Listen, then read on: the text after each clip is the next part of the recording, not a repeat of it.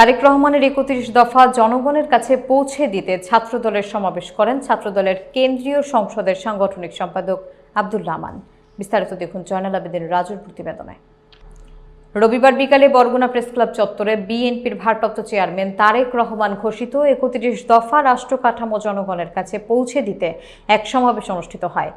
প্রধান অতিথি ছাত্রদলের কেন্দ্রীয় সাংগঠনিক সম্পাদক আমানুল্লাহ আমান, সভাপতি হিসেবে উপস্থিত ছিলেন বরগুনা জেলা ছাত্রদলের সভাপতি মোহাম্মদ ফয়জুল মালিক সজীব।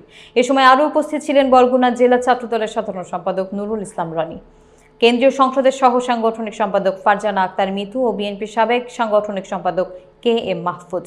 প্রধান অতিথির বক্তব্যে আমানুল্লাহ আমান বলেন, আওয়ামী লীগের সংসদে ৩৫০ জন সদস্য ছিলেন, তার মধ্যে ৫৮ জনই শেখ পরিবারের আত্মীয় স্বজন। ৫ আগস্টের আগে তারা সবাই দেশ ছেড়ে চলে গিয়েছেন।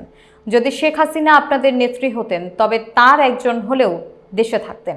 আপনাদের এখন বিপদে ফেলে শেখ হাসিনা নয়া দিল্লিতে বসে আছেন।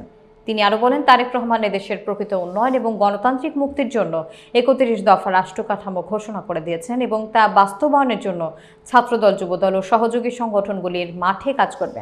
তিনি উপদেষ্টাদের দ্রুত জাতীয় নির্বাচন আয়োজনের আহ্বান জানান এবং বরগুনার বিএনপি নেতৃবৃন্দদেরকে বলেন, তারেক রহমান যাকে মনোনয়ন দেবেন তারা ঐক্যবদ্ধভাবে তার জন্য নির্বাচন করবেন।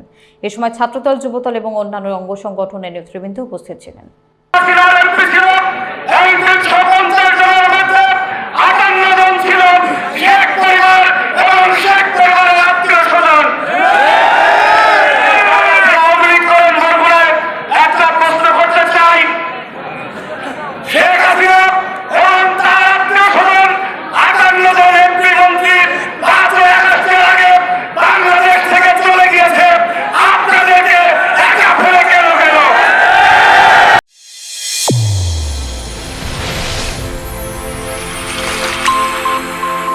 চ্যানেল A1 হৃদয়ের স্পন্দন।